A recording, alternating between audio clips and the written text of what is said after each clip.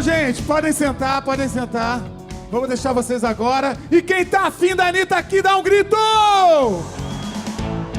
Anitta, todo mundo afim de você. Eu me senti na entrada do UFC. Tu viu, cara? Eu dou essa moral a você. Fiquem à vontade, gente. Meu Deus. Larissa, aqui estamos. Primeiro, muito obrigado em nome de todo o Empreende Brasil, de todos os nossos parceiros, participantes, de estar aqui com a gente, compartilhando aí um pouco da tua trajetória empreendedora, que eu tenho certeza que vai ser um exemplo. E aqui está todo mundo muito atento para aprender em cada detalhe, para a gente ter essa troca que vai ser muito incrível. Então, Anitta, Larissa, né? Quando tu era criança, qual foi o teu grande sonho? Eu sempre tive o sonho de ser tudo que eu sou hoje, assim. Não só o sonho, mas quando eu era criança eu já tinha uma certeza absoluta que nem eu sei explicar. E nessa transformação, assim, tu tinha, quando criança, tu tinha um ritmo musical, ou era cantora, ou era dançarina, ou era esse mix disso tudo? Pois é, eu sempre gostei de cantar, sempre amei cantar. Eu dizia, em primeiro lugar, que eu seria cantora, mas era um pouco de cada coisa. Sempre tive vontade de me aventurar e ter uma vida artística, de alguma maneira. E nesse momento, assim, né? A gente, quando criança, todo mundo tinha sonho, né? Eu tinha sonho de ser bombeiro, porque eu achava bonita a roupa de bombeiro. E cada um tem o seu sonho, né? E qual foi o momento que você se realmente viu que aquele sonho, tu precisava tomar ações para aquele sonho virar realidade? Assim, quando que deixou de ser algo lúdico que eu queria, ou tu sempre teve em mente algo mais prático, mais de ação nesse sentido?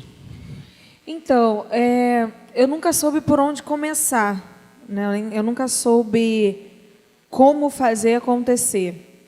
Então, eu tomava ações em outros ramos de outras coisas, de uma outra vida profissional. Eu comecei, na verdade, eu estudei administração e minha vontade era fazer artes, mas meu pai dizia que eu não ia conseguir arrumar dinheiro tão rápido, tão fácil.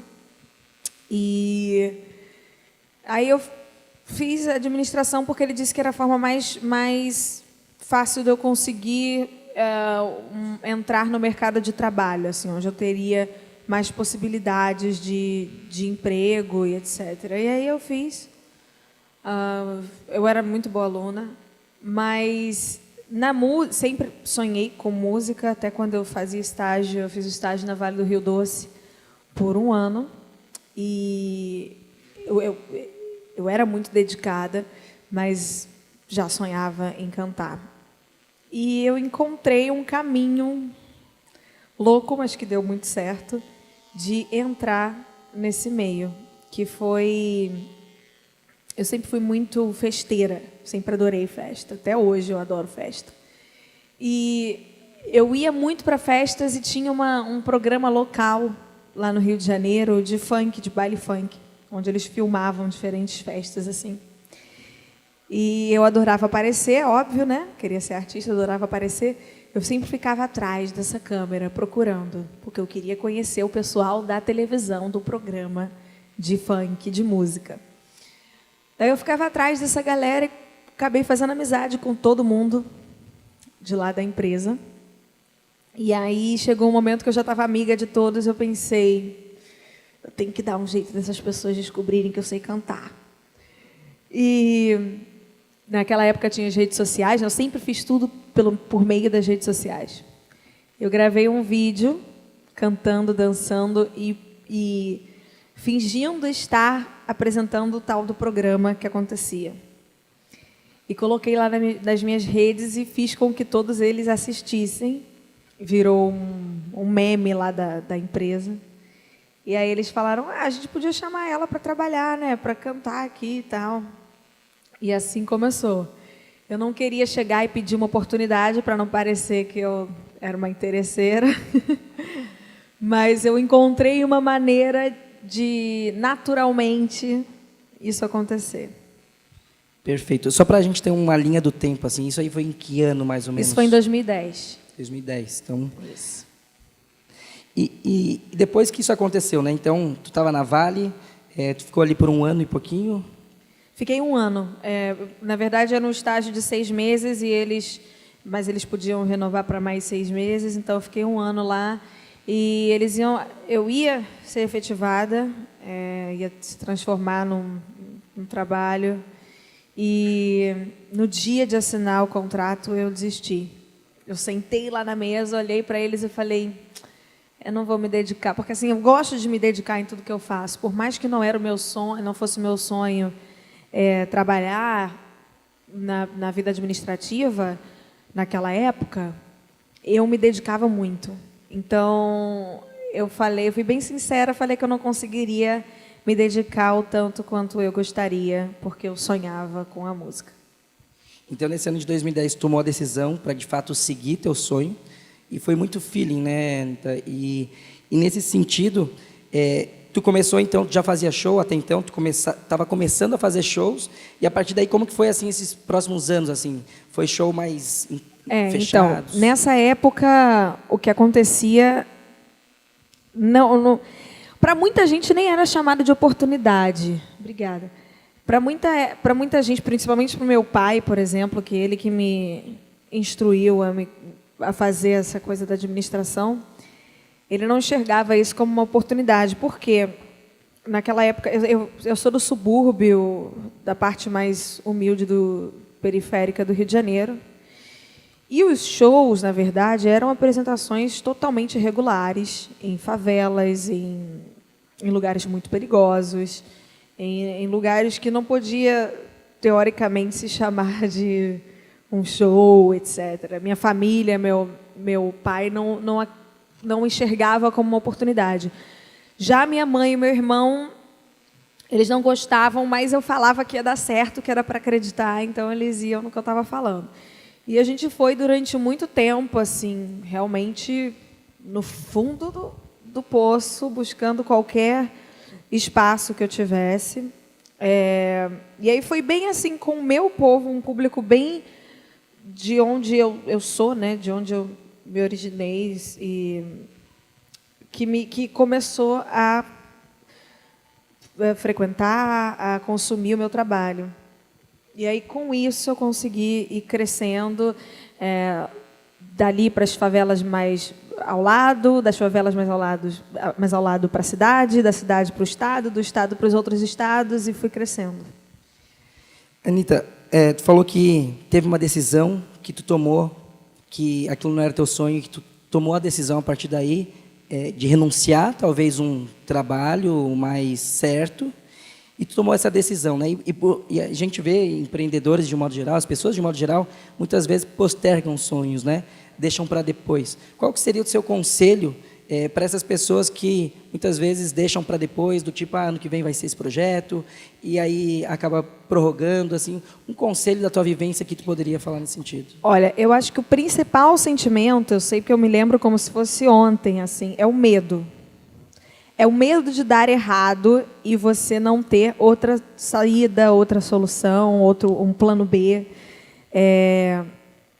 E aí, eu naquela época, eu tinha 18, estava completando 18 anos.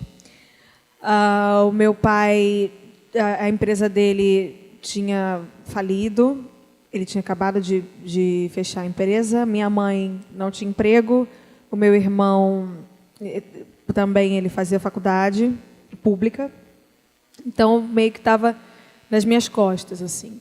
Então você sente um medo de você não conseguir ser respectivo àquela responsabilidade que você vai ter, né? Então você fica com medo de todo mundo, de tudo cair, desmoronar, e você começa a pensar em milhares de coisas na família, no futuro, e isso acaba te brecando de fazer o que você realmente quer ou tem potencial para fazer. O que eu fiz naquela época foi isolar o meu medo e o pensamento das coisas que poderiam dar errado e de quem dependia de mim, etc., da vontade que eu tinha e do que eu acreditava que era possível. Então, eu separei 2 pensamentos diferentes e deixei essa parte que me colocaria mais para o não, né, mais para o negativo, de lado, e fui acreditando nas possibilidades que eu achava que eu tinha e no talento e na força de vontade que eu tinha. Mas aí também eu me joguei com tudo, assim, todas as oportunidades que eu tinha, eu fazia daquilo como se fosse, não sei, a única.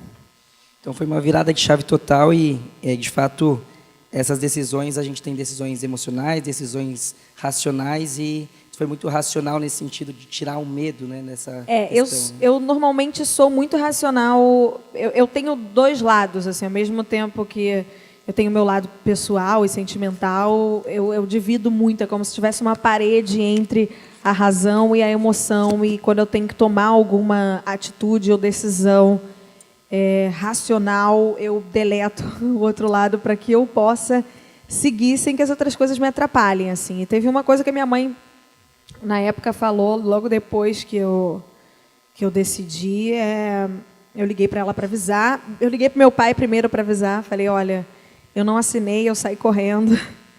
Meu pai quase me matou. Já minha mãe falou, olha, tudo bem, qualquer coisa eu faço faxina na casa das pessoas, você está nova, você pode tentar milhões de vezes mais. E acontece que não é nenhuma questão de idade, é uma questão de você querer. Então, você pode começar de novo quantas vezes você quiser. Assim, não dá para a gente não fazer as coisas por medo do fracasso ou por medo do que as pessoas vão falar. Sempre existe uma maneira de você recomeçar ou apagar o que foi feito e começar do zero, etc. Perfeito. Sempre tem que ter o primeiro passo, né? Até tem uma frase legal até que a muralha da China começou com o primeiro tijolo, né? Então, de fato, tem que começar a ter clareza disso e dar o start. E aí, Anita, só para a gente entender, então, nessa linha do tempo, como foi a criação, né? Então, até então, tu tinha já tinha um nome artístico, era chamada de Larissa. Como é que era nesse sentido até chegar a esse nome, isso tudo? Então, quando eu criei todo o conceito do produto Anita, eu era muito nova ainda. Tu já tinha noção que era um produto? Já, eu tinha 17 anos. E eu tinha noção que era um produto por quê? Quando eu comecei a criar, eu estava na Vale ainda. Então, eu não podia levar isso para a Vale, que eram universos completamente diferentes. Hoje, é um pouco mais universal o meu trabalho. Naquela época, era bem favela, bem funkão.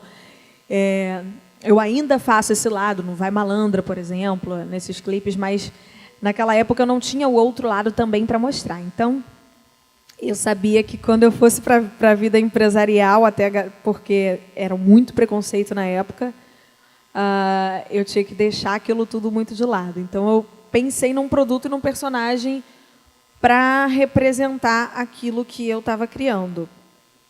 Eu comecei a observar que eu sentia falta de algo empoderador para a mulher, algo livre, algo forte, e era isso que eu queria ser. Algo de personalidade, que não tivesse medo e etc. Na minha cabeça, a mulher ideal para mim. Comecei a pensar nela e tinha essa série, Presença de Anita, que eu gostava muito. Que ano que foi isso? Só para isso foi em 2010. 2010. Essa série, Presença de Anita, ela me interessava pelo fato de ela causar curiosidade, ela tinha um ar de mistério e curiosidade que todo mundo queria saber. Você podia não gostar, você podia ou gostar, ou você podia, não sei, querer falar mal, ou achar que aquela série não era apropriada, mas você queria ver, pelo menos, você ficava curioso para saber o que ia acontecer. Do que se tratava, você queria saber quem era a tal da Anita, você ficava, até a abertura, era tudo muito, causava um interesse. E ela dizia que ela queria ser várias mulheres ao mesmo tempo. Que ela queria um dia ser romântica, no outro dia ser sensual, no outro dia ser inteligente, no outro dia... Ela não queria se prender a um só estereótipo de mulher. E eu achei que aquilo tinha muito a cara do produto que eu queria criar. E por isso eu escolhi esse nome. E esse produto, ele, além... O nome, ele foi mais pelas características de Anita do que pelo nome, pela fonética ou pelo nome em si da Anita? Foi pelas características e pelo A, que vem sempre em primeiro lugar. Então, em todas as premiações, em todas as coisas que eu fosse colocada no futuro, eu estaria sempre, porque eles sempre colocam em ordem alfabética, eu estaria em primeiro sempre. Muito bom. Empresas com o nome W aí, ó, se liguem, né? Que a dica, né? Muito boa. Anita, antes da gente, então, seguir uma linha assim, todo mundo tem o seu sucesso, né? Mas a grande pergunta é, o que é sucesso para você? Assim, o que você almejava enquanto sucesso? Eu acho que sucesso é quando você se sente realizado e chega ao objetivo que você quer.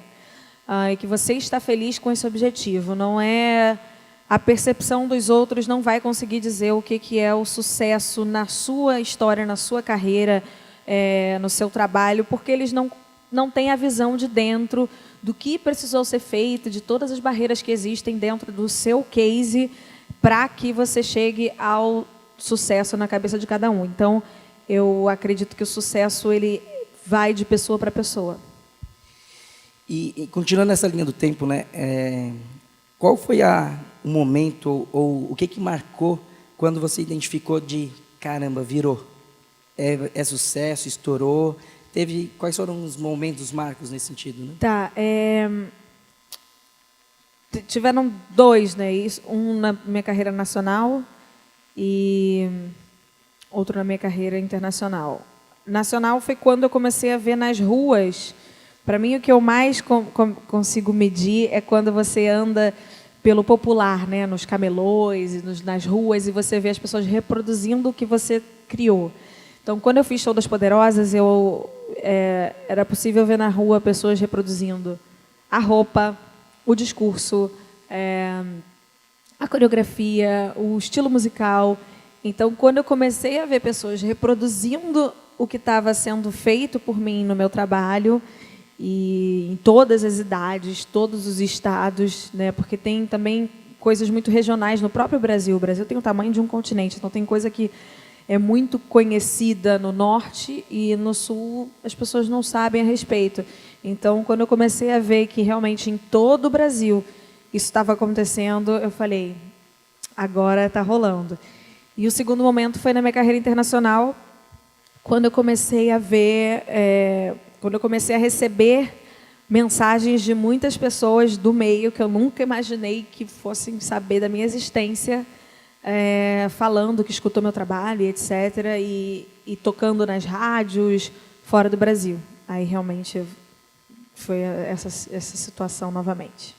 E nessa trajetória, se tu pudesse dar 2 exemplos para a gente, de uma estratégia tua que foi pensada, foi toda arquitetada e que deu errado.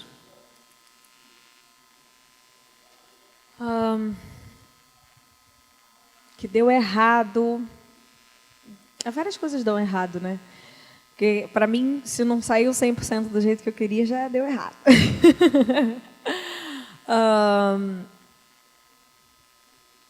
De alguma gravação, de algum clipe, ou de algo nesse sentido, assim, que tu pudesse destacar, putz, aprendi muito com essa situação.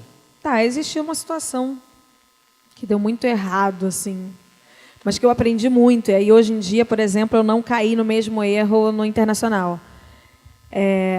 Isso vai dar um pouco de polêmica, depois minha assessora vai me matar, mas... porque tem isso, né? Eu estou aqui como empresária, mas a vida artística, meu amor, depois sai um monte de aspa aí, isso a gente tem que saber separar. Por um momento, eu achei que eu conseguisse resolver meus problemas juridicamente no Brasil. Processando, resolvendo na justiça. E quando eu pensei isso, eu me lasquei. Que aí eu fiquei anos presa numa situação que não se resolvia de jeito nenhum. E 750 mil advogados, trocas, e vai e volta, e muda as estratégias, não sei o quê. Até que um dia eu sentei assim, eu olhei para o meu irmão, eu estava já cansada, né, de todo esse trâmite. E a gente tinha pensado muito antes de tudo, estudado todas as possibilidades. Eu olhei para o meu irmão e falei, eu que vou ter que resolver esse processo, né? Aí ele, porque a gente tentou de todas as maneiras, todo mundo, todos os advogados, tudo que você puder imaginar. E aí eu mesma fui lá, em todas as partes, li sei lá quantas milhões de páginas, e resolvi, finalizei tudo, não chamei advogado nenhum meu, eles nem sabiam de nada que eu estava fazendo. Isso foi uma coisa que eu aprendi e, graças a Deus, tive sucesso, finalizou toda a história. Mas hoje em dia eu não faço mais isso. Hoje em dia eu não entro na justiça para nada. Não existe briga na minha vida, graças a Deus. Todas as minhas decisões empresariais, elas são sempre feitas na conversa, no acordo, dando o tempo certo de cada coisa acontecer.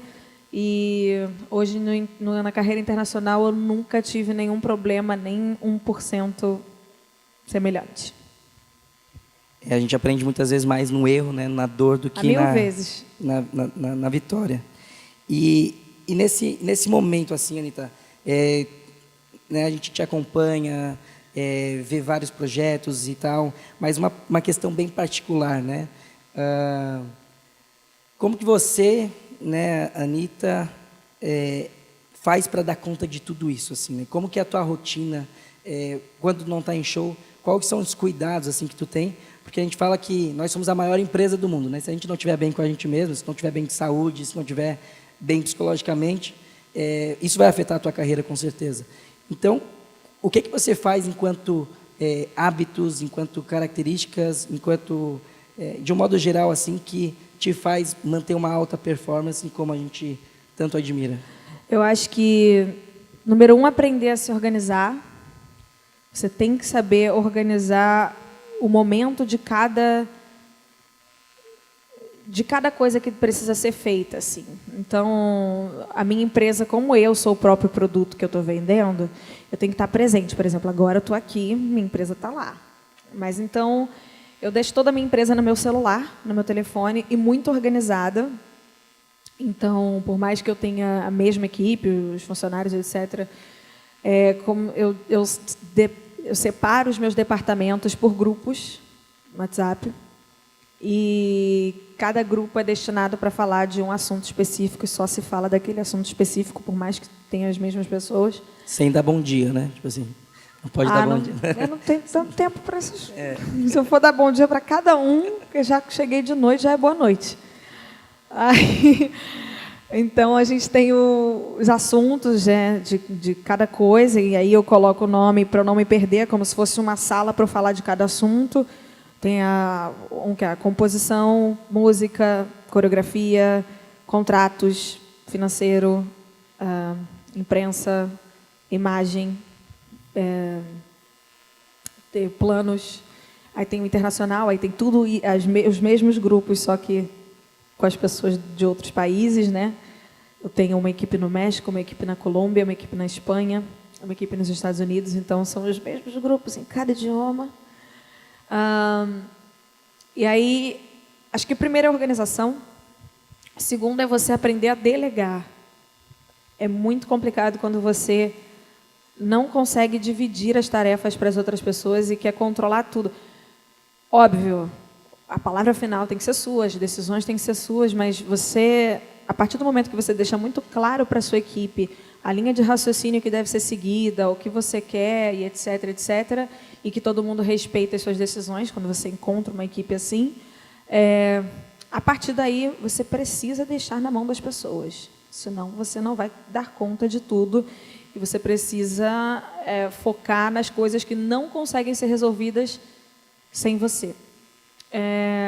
Então, delegar é muito importante. E eu acho que também saber o momento de parar. Então, por mais que eu tenha todas essas coisas, quando é o meu dia de folga, é o meu dia de folga. E eu desligo o telefone, eu não respondo.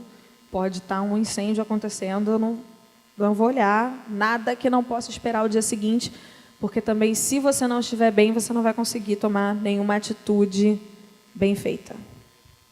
Perfeito. E nessa tua organização, né? Hoje são quantas pessoas que trabalham na equipe de vocês? É dividido entre nacional e internacional? Como é que funciona esse... É dividido entre nacional e internacional, mas eu tenho os intervenientes, né, que ficam ali numa interface entre esses grupos para mim, do nacional e internacional. Eu tenho uma pessoa que fica na parte burocrática, tanto do Brasil quanto dos outros países. Eu tenho uma empresa também fora, nos Estados Unidos. Então, essa mesma pessoa, ela faz com que todos estejam na mesma página, tanto no Brasil quanto nos outros países, na parte de contratos, por exemplo.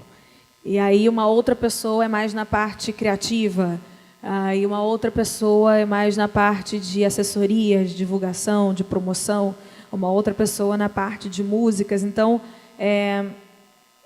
eu tenho uma equipe diferente em cada país, mas eu tenho uma pessoa no Brasil que faz uma interface entre quem faz esse papel no Brasil e quem faz esse papel nos outros países.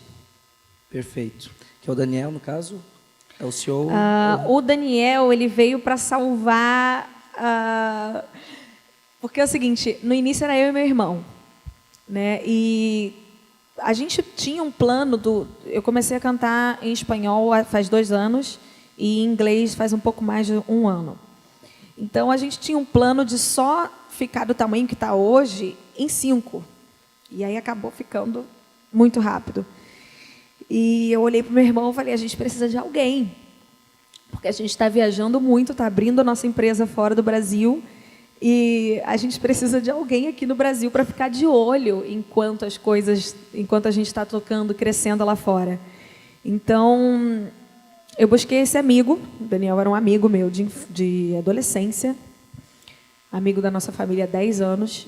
Não entendia nada da indústria. Na verdade, a maioria dos meus funcionários, a maioria das pessoas que trabalham com a gente, nunca foram da indústria. E eu prefiro assim, porque a minha forma de trabalho é muito diferente da forma de trabalho das outras pessoas, se você for pesquisar nesse mercado da música. Até porque é um case muito diferente, né? Não tem muitos exemplos para você comparar nesse estilo. Então, eu prefiro buscar alguém que eu veja que é determinado, que tem força de vontade e que vai conseguir aprender e se dedicar, do que alguém que já tem experiência nesse meio. Então, o Daniel foi uma dessas pessoas, ele não tinha nada a ver com o assunto, assim como todas as outras pessoas que trabalham comigo. E aí eu ensinei tudo sobre esse mercado.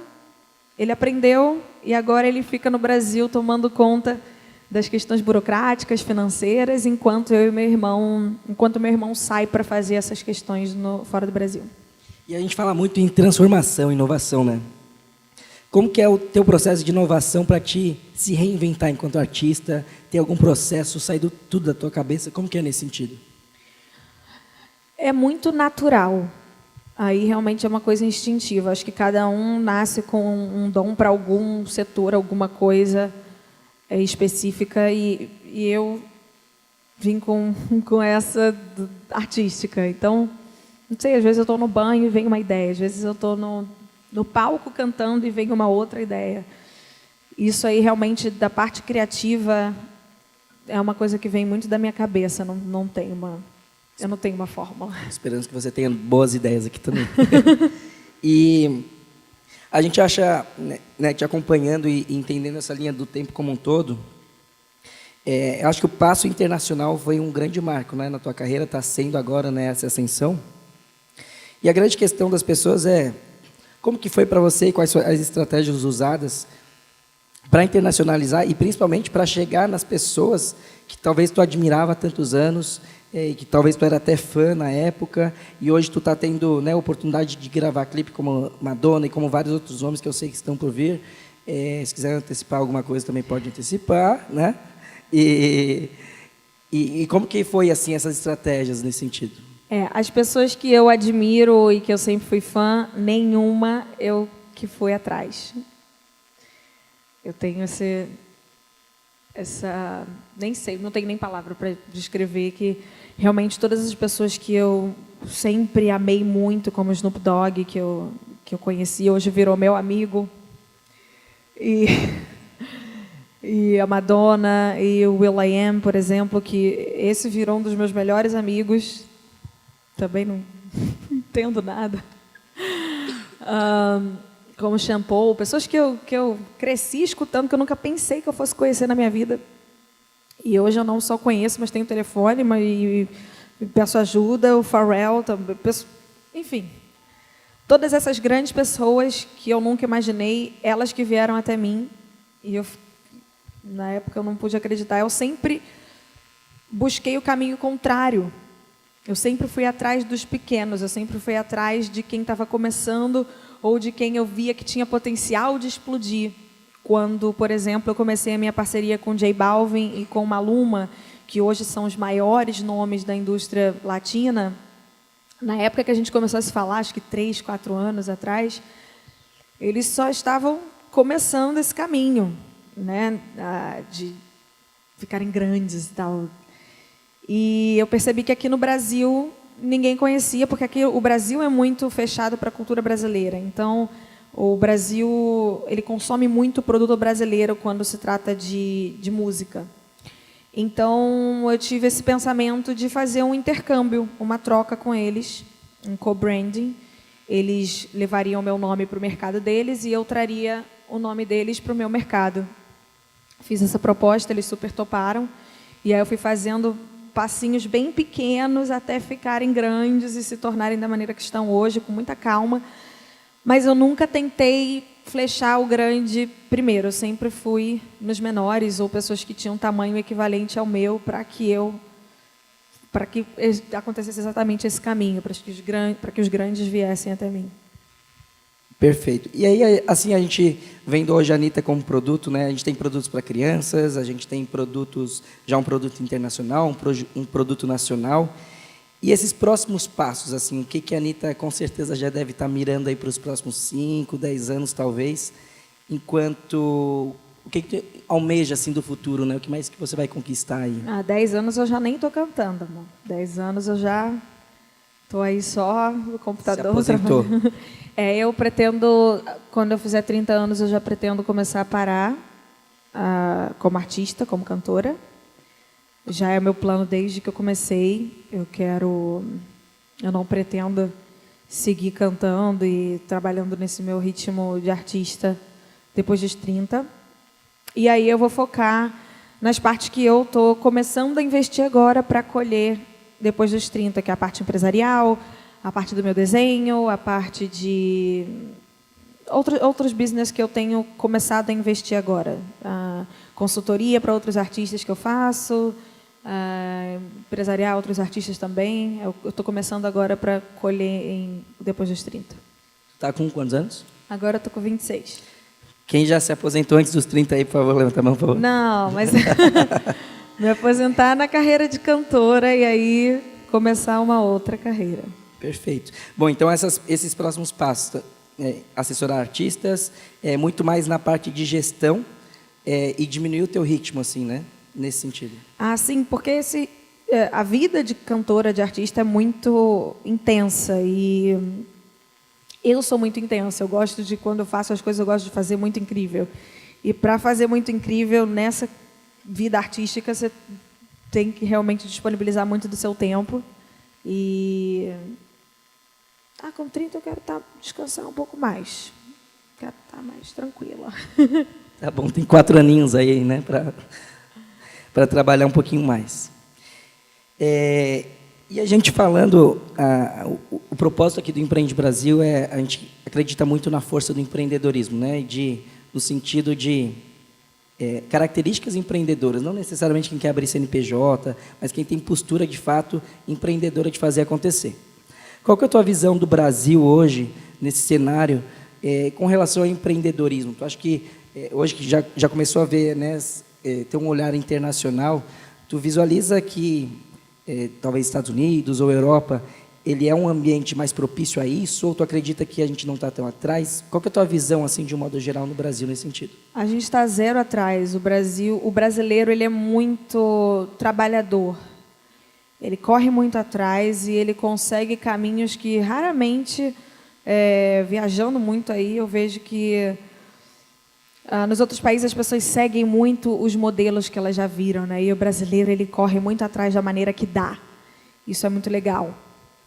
Mas, ao mesmo tempo, eu acho que às vezes falta o brasileiro acreditar nele mesmo e dar valor a ele mesmo, né? Então, a gente peca nessa história de dar valor muito ao que é de fora e pouco ao que é nosso, né? E muitas vezes não, muitas vezes a gente consegue fazer negócio muito melhor, de maneira muito mais organizada, e a gente tem muita palavra, né? A gente, quando se compromete a alguma coisa, a gente quer fazer.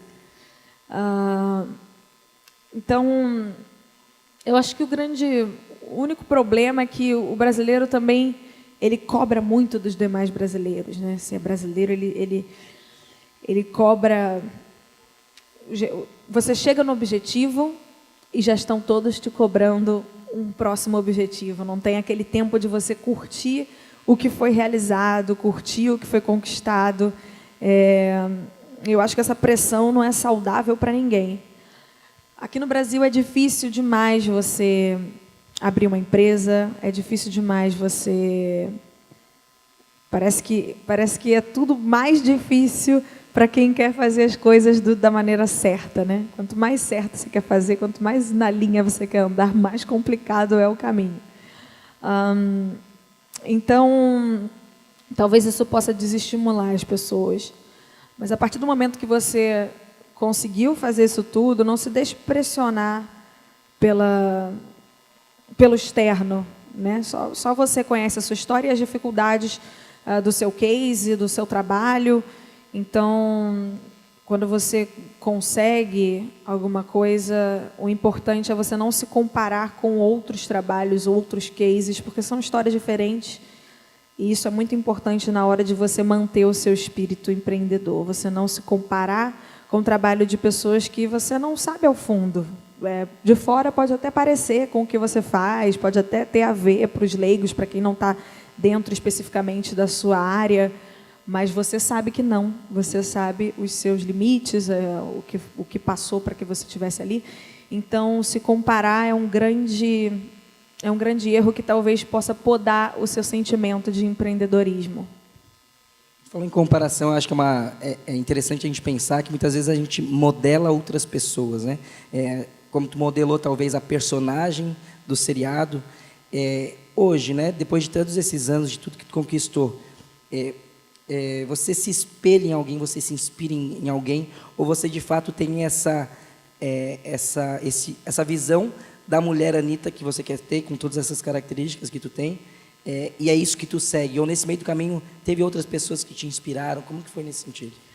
Não, exatamente. Eu não me espelho em nada que eu queira ser igual. Eu tento montar para mim, na minha cabeça, uma mulher ideal, uma carreira ideal, uma vida ideal, e eu sigo aquele meu exemplo que eu mesma montei. Porque, como eu falei, se você seguir o exemplo de outro, o sonho de outro, a história de outro, você não vai conseguir chegar no seu objetivo, porque não são as mesmas vivências. Então, o que eu faço muito é pegar para mim exemplos do que eu não quero na minha vida. Então, isso eu tenho demais, assim, vários exemplos que eu olho e eu penso, isso eu não quero para mim. Esse tipo de vida eu não quero, esse tipo de carreira eu não quero. E aí eu me moldo para que eu desvie dessas coisas que eu não quero passar, que eu não quero ter na minha vida.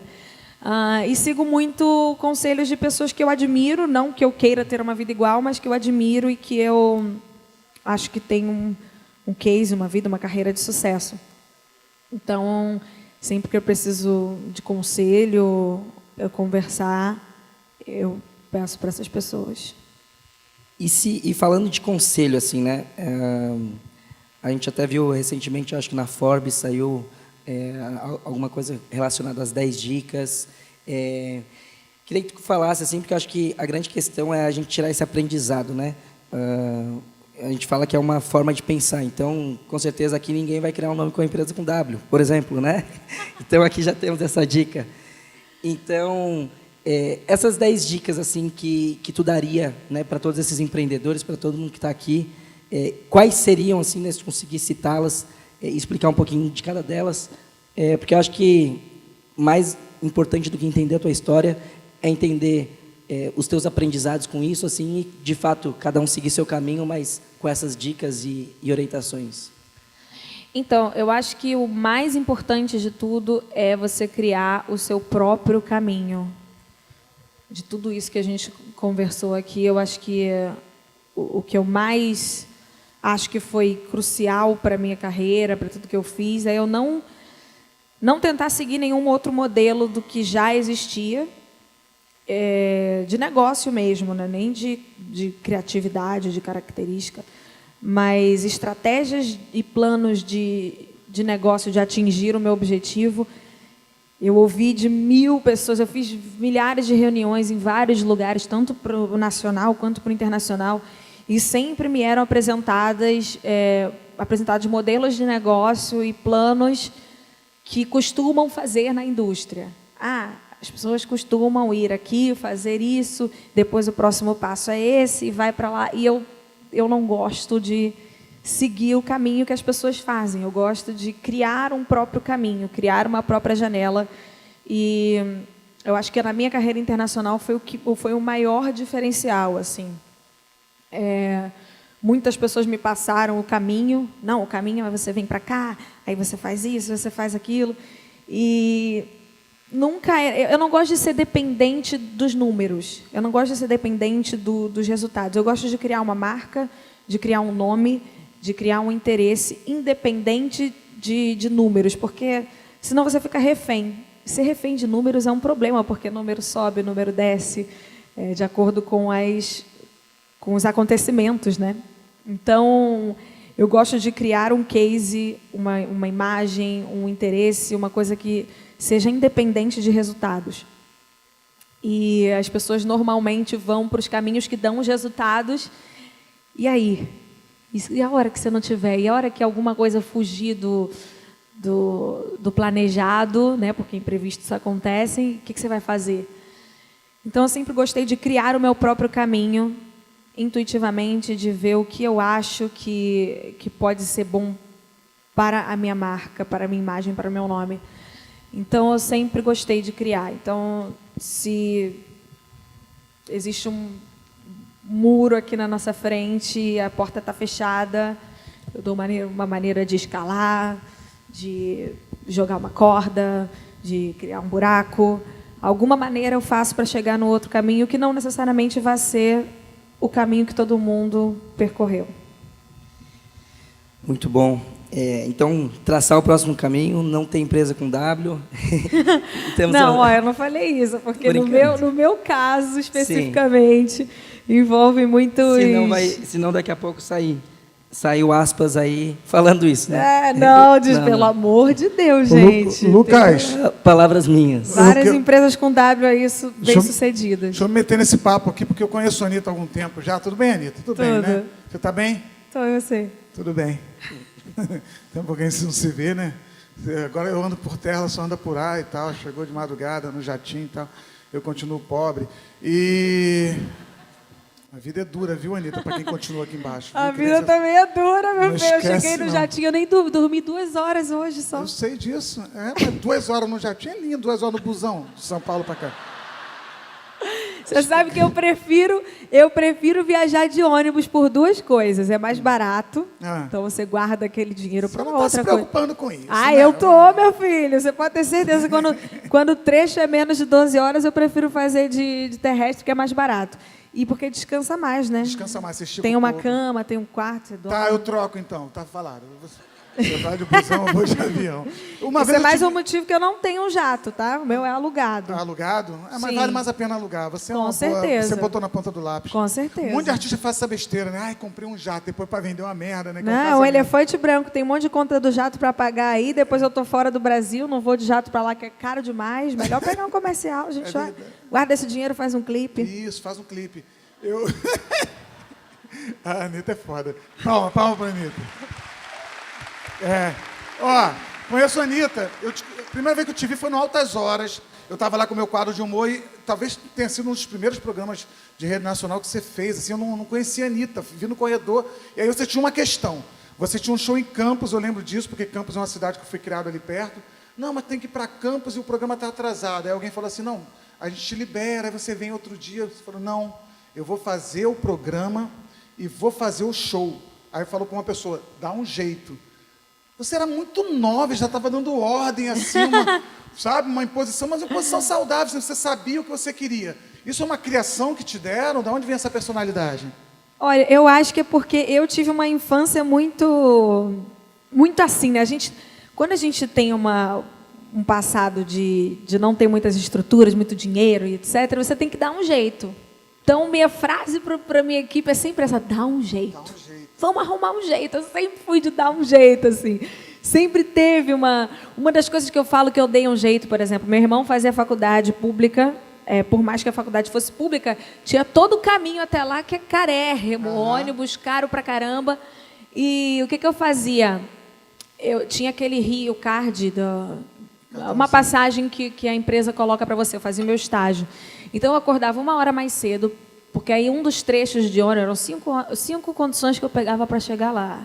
Queria muito trabalhar. E aí, um dos trechos eu acordava 1 hora mais cedo e fazia andando, que aí um desses cartões eu dava para o meu irmão para ir para a faculdade. Então, assim, a gente sempre dá um jeito. E assim foi. Nesse dia, se eu não me engano... Aí sim, eu fretei um jato, aluguei. E se virou. Cheguei lá. E deu um jeito. Perdi o dinheiro do show, mas cheguei, porque para mim é mais importante a palavra do que Não, e também o dinheiro. naquele momento era importante. Logo isso aí. E nos tempos que a gente anda vivendo hoje, a palavra ainda vale muito mesmo. E naquela época era importante também uma aparição nacional, né? Era o Altas Horas e tal. Você Hoje tem em que dia pôr na conta do lápis, né? lógico. O que é mais valoroso para você. Se você tem um budget X, você gasta, tem 2 opções para você gastar. O que vai te render mais, assim? Tem essa coisa do compromisso, que eu sou muito chata, não importa o quanto eu estiver perdendo. Já tive ocasiões, por exemplo, que um parceiro fechou um show no momento que a gente estava precisando de crédito para daqui 1 ano, mas um preço da época que estava, né? Estava no preço X. Só que chegou na data, meu preço já estava 10 vezes mais. O cara ligava toda semana: vocês vão cancelar? Vocês vão cancelar? Eu falava... Aí eu peguei o telefone, que o meu irmão já estava: cara, ele liga toda semana perguntando. Aí eu falei: eu não vou cancelar. Não importa o quanto você pagou e o quanto estão pagando hoje. Eu não vou cancelar. Na época que você pagou, eu estava precisando. E está aí, o contrato está aí, eu não vou cancelar. E ele: não, porque todo mundo faz isso, eu não faço. Mas todo mundo faz, né? E hoje, porque assim, às vezes a gente não sabe o dia de amanhã, né? Hoje a gente está aqui em cima, pode cobrar o quanto a gente quiser, mas amanhã um buraco pode vir, a gente pode precisar. Então, não importa o tamanho dos parceiros que você teve no início, que agora você esteja maior, é muito importante você valorizar a sua palavra, porque isso também faz a sua imagem, o seu nome crescer e ter credibilidade. E constrói o teu futuro, né? Com certeza. Constrói o teu futuro. Marrom. Tem uma das coisas que a gente percebe também, que o artista, o empresário, ele tem vontade de fazer, mas ele tem vergonha. E aí eu vou dizer, produção, liga o meu microfone aqui. A Anitta apareceu no YouTube com um microfone fazendo de conta que era um desodorante, isso, né? é. Fazendo de conta que era o microfone. E eu percebo muitos empresários também com essa vergonha de fazer um Instagram, de fazer uns stories, de poder falar até numa reunião, num pitch de negócios, numa rodada de negócios. E essa falta de vergonha, pelo lado bom, de poder jogar para o universo as coisas que você quer, atrai mais coisa boa ou atrai mais coisas ruins? Atrai os dois, mas se você for inteligente, você consegue transformar as coisas ruins em boas. Por exemplo, muita coisa... A minha vida é uma vida pública, né? Então, minha carreira é uma vida pública. E eu comecei adolescente, então muita coisa que eu falei foi muita asneira, mas que hoje em dia eu assisto e falo: cala a boca, e eu nunca calo. Mas que fizeram um buzz negativo, que me deixaram grande. E hoje em dia, eu sabendo transformar em positivo, isso vira um saldo positivo no final. Então, por mais que você cometa os erros e que tenha falhas no passado, se você for inteligente o suficiente de transformar esse negativo em positivo, está tudo certo. É muito louco a Anitta falar que quer parar com 30 anos. A gente, por exemplo, nos Estados Unidos, você vai num show de um cara que já teve uma música estourada, ele vive daquela música o resto da vida, ele vive bem. E no Brasil a gente tem assim os altos e baixos dos artistas. Por exemplo, Eu conheci um cara, um dos jovens mais ricos do Brasil há 20 e poucos anos atrás, não vou citar o nome aqui, mas era de um grupo de pagode. Esse cara hoje está ligando de orelhão porque ele não se estruturou, não sei o que a vida fez com ele. A gente tem muitos exemplos de gente que está bombando um ano, no outro ano o cachê cai de 150 para 50 e já cai para 10, daqui a pouco o cara está fazendo a passadinha, que é aquele show que você vai, né? O cara vai em vários shows, no Rio de Janeiro tem pra cacete, o cara vai em 15 shows numa noite só, com a banda que já está lá, ele canta 4 músicas e vai para outro, para ele tentar fazer 10 conto, 15 conto numa noite. Você está se estruturando para parar com 30 anos. É muito louco ver você falar em parar tão cedo, mas ao mesmo tempo, o que você está programando aí nessa questão financeira, já que você está falando com o empreendedor, para abrir mão desse show, que o teu cachê é um dos maiores do Brasil, aí daqui a 4 anos, não, eu não tenho mais esse cachê. O que vem, então? É só empresários? Olha, só atrás da mesa? Sim, depois que eu parar, sim. Mas para eu, por exemplo, tem várias questões nessa sua pergunta. Primeiro, que para eu chegar nesse cachê gigante que você está dizendo, eu não transformei o meu cachê gigante de uma hora para outra. Construiu. É exatamente essa história que eu acabei de falar. Por mais que a música bombasse, etc., eu não me deixo medir pelos números da internet ou por uma música que está tocando. Eu acho que eu meço o valor, o quanto eu vou pedir, de acordo com a imagem, com a credibilidade, com o nome daquela carreira que eu acredito que eu tenho. Então, por mais que minha música pudesse estar em primeiro lugar e eu achasse que eu ainda não tenho trajetória, bagagem suficiente para cobrar um valor de um músico de 10 anos de carreira, eu não cobrava. Então, eu vou subindo proporcionalmente, de acordo com o tempo e êxito. Acho que as coisas precisam fazer sentido. Você não pode, de repente, vou cobrar milhões. Você não constrói relacionamento com os seus contratantes, você não constrói relacionamento com os seus clientes. E é importante você criar esse relacionamento. Por mais que a minha equipe ficava cobrando muito pouco, meu Deus, eu falava, calma que a gente vai, cobrando pouco, vai dar um grande resultado para ele. Isso que é e na importante. próxima, exatamente. Por mais, se algum dia a gente tivesse um problema, era sempre uma parceria que a gente depois consegue resolver. Um deu problema aqui, depois a gente faz valer a pena, enfim. E sobre independência financeira, quando eu comecei a carreira internacional, eu só comecei sabendo que eu estava segura o suficiente para viver a minha vida caso tudo desse errado.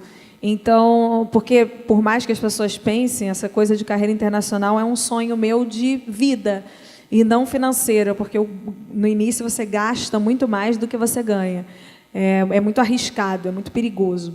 Então, eu só comecei quando eu tinha certeza que se desse errado eu estava segura financeiramente. Você é um doce. Agora, o seguinte, o Brasil quer saber, a gente está falando da empresária Anitta, o Brasil fofoqueiro, me mandou fazer uma pergunta de cunho pessoal. A última, viu, Marrom? A última. A última pergunta é aquela que todo mundo aqui quer saber, lógico, que todo mundo está pensando. O que vocês estão pensando? Não sei se vocês são fofoqueiros. O pessoal daqui acho que não, hein? O pessoal quer saber, Anitta.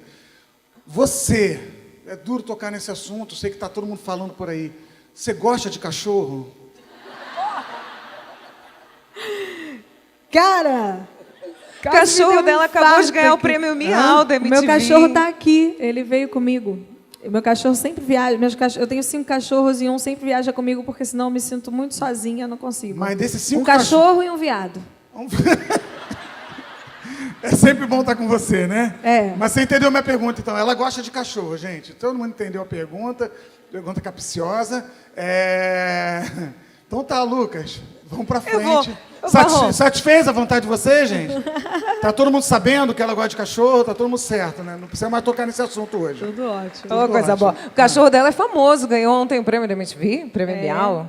Tem muito cachorro aí. Então devia ser gato, né? O prêmio Miau, que, pô, a MTV só tem maconheiro. Né? Gente, hoje a gente conheceu um pouquinho da empresária por trás da cantora, a Anitta, que hoje trouxe pra gente um pouquinho da história dela, de como ela começou, como que ela administra a carreira e que isso sirva pra gente, empresários, para que a gente tire isso do papel e saia daqui com muito mais ideias. Anitta, Obrigada. muito obrigada. Obrigada. Prazer, gente. Obrigada. Vamos Espero que aplaudir a vocês tenham Anitta, gostado. gente! Aplaudida de pé pelo Empreende Brasil. Valeu, valeu, valeu.